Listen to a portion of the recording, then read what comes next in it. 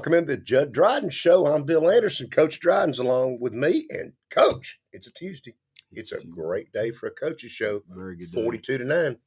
Yeah, it was a good win for us, first round playoff. So it was nice to see that happen the way it did. Anytime it's November and we're still playing, it's a good thing. Yeah. Hey, today's show is brought to you by SLC Firearms, 917 North Main Street, inside of Shelbyville Lumber. Coach, you go to plumbing. What do? You hang right. You hang right. You're there. Premier gun store in the area, locally owned and operated. Deer season is here. Muzzleloader gun season fixing to start. Stop in and check out the full selection of optics, ammo, rifles, shotguns, pistols, gunsmithing, gun cleaning, and as David Thomas would say, sharp objects, because they've got them down there at SLC Firearms inside Shelbyville Lumber, 931-684-5731. The website is slcfirearmsllc.com. Coach, let's start with this. Hillsboro had some athletes. They had some athletes. They got off the bus, and they passed the eye test immediately. Hightower. Yeah. Really good-looking player. Yeah. I mean, they've got several. And, I mean, anytime you've got a 225-pounder that runs that fast, it's a threat. And they had I can't remember the kid's name, Zero. Right. He could play.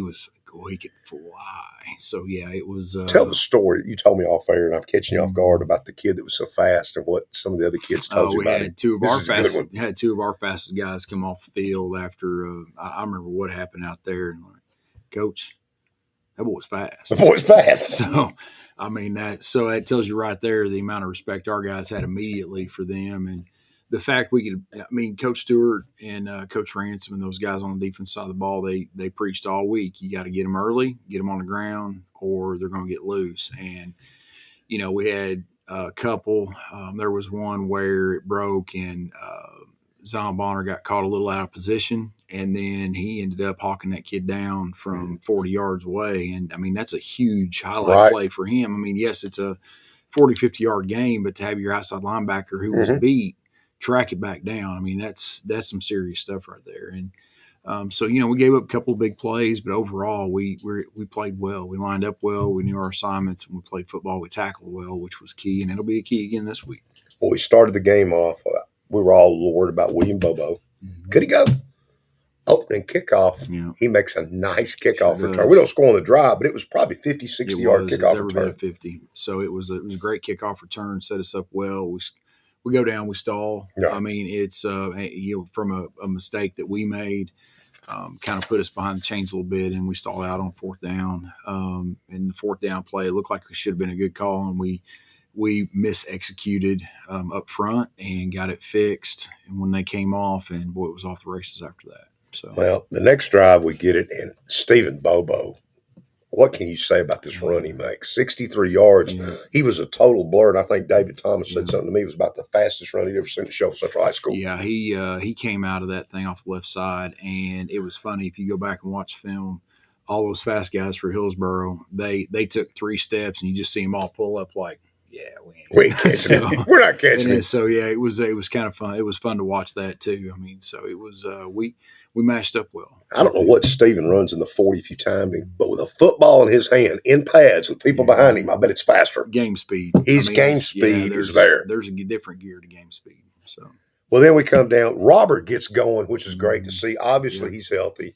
He had a 75-yard touchdown run and several runs where I told Robert when we were interviewing players and I was talking to him, it was like Derrick Henry with some stiff arms. Now, he'll be the first one to tell you, too, when he went to use that stiff arm on one of their guys and he just broke his arms down and tackled him anyway. He's like, no, you're not doing that to me. Right. So it was just one of those games. It was fun to see our guys compete that way against guys that, that stood up to them. And so we think it was a good game for us to be able to, get ready for Nolensville. But 14-0. Stephen Bobo makes a great pass to his brother, William Bobo, who's our offensive player of the week. We're going to play this in a second. 61-yard touchdown pass. Yeah. It was nice to see Bobo to Bobo. It was. It's been a minute since we'd seen that, so it was good to see that again, too. I mean, it's they've been a great tandem all year. All right, William Bobo, he's our player of the week, and here's the clip. Welcome to the Jud Dryden Show. It's the Shelbyville Lumber Bedford County Sports Live Offensive Player of the Week, and it's a familiar face. William Bobo, and I think I might know your mom and dad and your granddaddy. Cynthia and Todd Bobo and John C. Bobo. Outstanding family right there. All right, William, that was a big ball game up here the other night. We'll go through the one long touchdown pass to start with from Steven. It was 61 yards for a touchdown. Tell me about the play. Well, it was a slant and then a bubble by the 2. The safety was driving down, so it was pretty open. And then in the moment, man, it's just make a play. I don't really remember anything that happened. I just focused on catching the ball and then running. All right, I heard you were hurt. We were all worried you might not play. And lo and behold, the opening kickoff comes out. And who do I see running the kickoff back but William Bobo? We've been practicing our kickoff and kickoff returns all week, so we were planning on going left, and it actually opened up pretty good. So I didn't do much. I was just running. I had good blocking, so I was going to say the blocking was pretty good on that play too. wide open on the outside. I got to talk about defense when we're talking about you too. There for a while, it seemed like the interceptions weren't coming the first 4 or 5 weeks, and then all of a sudden they came in bunches, didn't they? Yes, sir. Teams, they get down and they need to take shots, and when they take shots, our D-line get back there, and the quarterback gets pressured, and it helps us a lot in the secondary. They just throw it up. This week we've got Nolensville. Nolensville beat Tullahoma. And actually, your cousin Alex Bobo had a really good game in that game. He had a nice touchdown catch, and I believe he had an interception as well. I was sort of surprised Nolensville beat them, but I will tell you, looking at what I've seen, Nolensville is very, very quick. I wouldn't say fast, but they're a lot like us in terms of it seems like defensively they come on quick and can get in the backfield pretty fast. They do. Their minds read plays like that. They're fast. They're not as athletic, but as a team, they play really good together. So it's going to be hard. And they seem pretty well coached. And, of course, we'll have our hands full, as always, with Nolensville coming down here. It's football time, it's playoff time, and it's at home. We need everybody to get out and come down here because if we can somehow win here, we might get to see Paige. Yes, sir. We're excited. I need a good crowd. Need everybody to come out. And the last thing I'll leave you with, when we're playing defense now, you're predominantly the offensive player of the week. But you and your brother, neither one, you're on the field for basically the whole game, aren't you? Yes, sir. As much as we can. I mean, Steven sometimes comes off, takes breaks because he's quarterback, but I try and stay on when I can. How's your health? How you feeling? Feel pretty good. I'll be good by Friday. Be good to go by Friday. I bet you will. This is Jud Dryden Show. William Bobo, your offensive player of the week. We'll be right back. What can you say about that young man that we hadn't already said? He's a warrior. I mean, that's what it all boils down to. He's a warrior. He's got a great mindset. He works. He's a great teammate. He's a great brother. He's everything you want in a football player. So. And offensively, defensively, special teams, he gives you everything he's got every snap. He's got his leadership skills are through the roof. I mean, he's legit. And it's really special to see these two brothers being able to go through this year together. Right, and especially be able to connect the way they do. Right. And it's been fun to watch, and I know exactly what Todd's going through as a dad right now because my oldest was a quarterback and my middle was his center. So it was pretty neat as a sophomore, senior. So I get what he's going through. I mean, it's unique and it's special whenever you got two of them on the field at the same time. And these two boys can flat out run. They can. They can run with anybody. They're very athletic, and their ball skills and their mind are both outstanding. All right, back to the ball game. Nate Zimmerman, go back to him again. He has a 16-yard touchdown run. What else can you say about Nate? Again, another warrior. I mean, he's just come along as a sophomore. You'd never know watching him out there that he was a sophomore. I mean, he plays every bit like a junior now, and so he's another one that growth mindset that just has continued to get better, wants to be coached, and just continues to get better every week. All right, Robert Bailey makes it 35-0 with another touchdown run, 6-yard touchdown run. He had 175 yards rushing, 2 touchdowns. And was Nate dinged up in this game a little bit? Not so much. He seemed fine at practice. Just good rotation out of him. So, and it's nice to be able to have a different style, maybe. Yep. Yeah, his Nate's style is a little more. He hits the hole hard, but at the same time, you can see the vision and patience. He allows things, even though he's there. You can see him letting things develop, and as he's gotten more reps, he's starting to see the schemes open up better and all that. Whereas Robert's an acceleration guy; he's in there in one step and he is gone. So, hey, Scott Spray is watching. Give a shout out to Scott. Always watching. Big fan of the Golden Eagles, the biggest fan of the Shovel Golden Eagles. We're going to go to our lineman of the game, and this kid's kind of special. Tyson Dunn. Yep. It started bad for him with the injury. Yeah, we need to go back to last year, though. He was an outside linebacker. He was, yes. And we needed him coming in the playoffs. We needed him to be able to want his speed to get it on the field and some others. So we moved into the defensive line in our weak side for technique. and he played lights He out. did. And so I think it started with Tullahoma, if I remember correctly, and then went from there and had a great offseason and was primed for a great senior year. Breaks his collarbone first scrimmage of the year and stuck with it and continued to be he's on our leadership council. I mean, he's been around. He's been doing all the things we need him to do. Finally cleared for I think it was cleared for Lincoln County, got minimal reps there, and then came on against Tullahoma, and then this past week had a big play for us as Hillsboro's driving. So it's I mean, you can again, he's just another one of those guys that epitomizes everything we want in our football program. Great kid, Tyson Dunn. Here's the interview.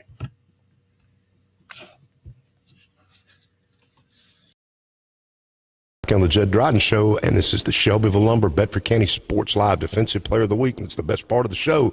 We get to talk to these kids. And right here, we've got Tyson Dunn. And Tyson, it is good to have you back. Tell us about the injury and what all it took to get you back. Well, it started in August when it was a scrimmage against Page. I broke my collarbone. I haven't really got to do much coming back. It took me a while. It took about 10 weeks before I was able to start working out and stuff, but it's good to be back. So, how did it feel to get? I think you came back last week, and then you played again this week. Is that right? Yes, sir. Yes, sir.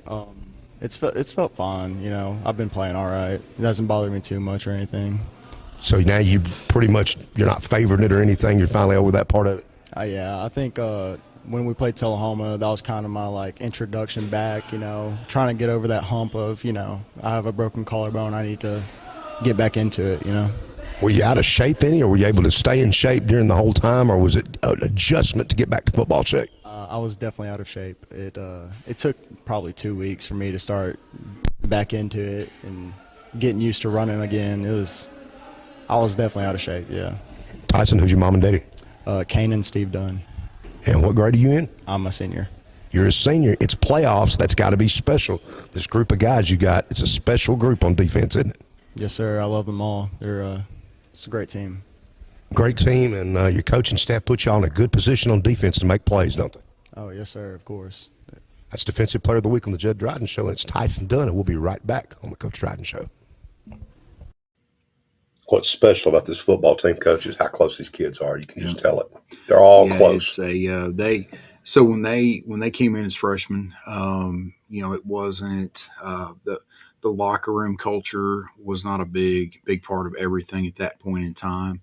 And it's one of the things that as they come through their sophomore year, their sophomore year, they go 1-10 and they struggle, and they struggled together, and they struggled with that class that was above them. And if anything, it taught all of them the importance of the only way we win is if we win together, because if we don't win together, we're just going to lose. And so they have truly made that an anchor point in the culture, in that they're going to play together, they're going to win together, they're going to lose together, and it's been incredible to witness how they have grown. Won't find a better young man than Tyson Dunn. Again, on a long list of great young men. Yeah. That's where you're so fortunate. Right. There's not. They're all so high character. If you were to put them on a scale of 1 to 10, there's nobody below an 8. Right.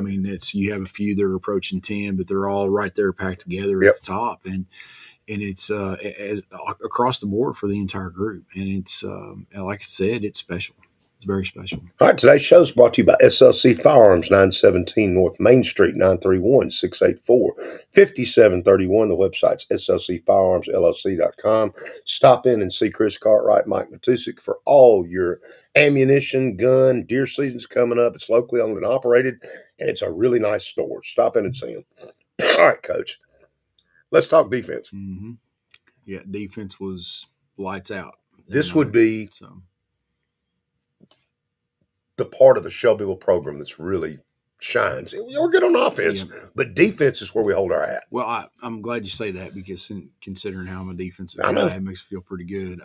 But no, it's the mindset, and it's not just it's a defensive mindset, but it's that mindset is carried across all phases of the program, and it starts in the off season. It starts whenever these guys are getting buried by a squat bar, when they're constantly getting critiqued and critiqued and corrected and all that as they're doing hang power cleans, because it's a lift that is never perfect. And so they have to learn that the only way to grow is through failure, and that's what defense is. It's a first down. Giving up a first down on defense is considered failure. It's not the touchdown. It's the first down, and that's considered failure. And so they're constantly having to readjust and learn and grow, even within the scope of a series, much less a quarter or a game and things like that. So that mindset carries everywhere, and we love to play with aggression. We love to get downhill. We put a lot of strain and stress on our defensive backs because the way we play up front, and they respond to it. And so it's fun to watch them take on the ownership of that side of the ball and want to play well.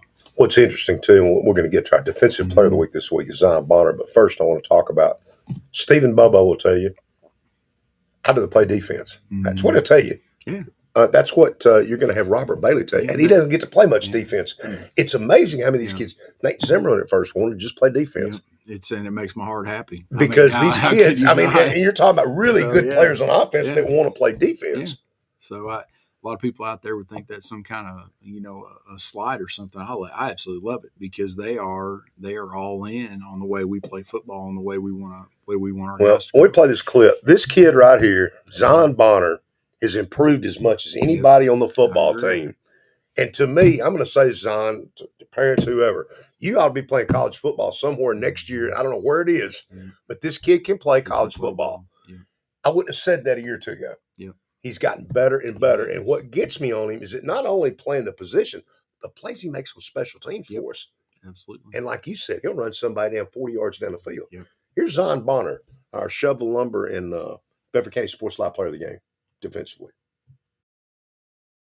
Back in, we're on the Jud Dryden Show. We're going to talk defense for a minute. My main man, Zion Bonner, right here. Zion, you've gotten better and better and better. What can you attribute that to? Really my coaching staff helping me every day to get better, and my teammates to push me all the time. That's really who it is. Special teams is a place that I've noticed you've really playing and making some plays here the last few weeks. Do you enjoy the special teams aspect of it as well? Yes, sir. I love special teams, actually. It's just like another side of defense. With a game like Nolensville coming in here, Nolensville comes in here. Nolensville's very well coached. They can spin it a little bit. Their quarterback might be a little shorter. Wonder if this might be a chance with your long arms to get up and bat a ball or two. Yes, sir. Really, I had one last week also. It's just Palmer guy. Really just I like my length, I guess. And bringing the pressure is something this defense is all about up front. And you've got some great teammates around you. And y'all have got depth to where you can rest yourselves a little bit and keep bringing people in a wave almost. Yes, sir. All right. What do you think about Nolensville? You had a chance to look at them yet? Yes, sir. We was watching film on them earlier. They're a very well team. Just have to play our game, and we should have them. Well, it's going to be a big game. We encourage everybody to get out. But, Zion, I can't tell you how many sacks you've got this year, but you've had multiple games with multiple sacks.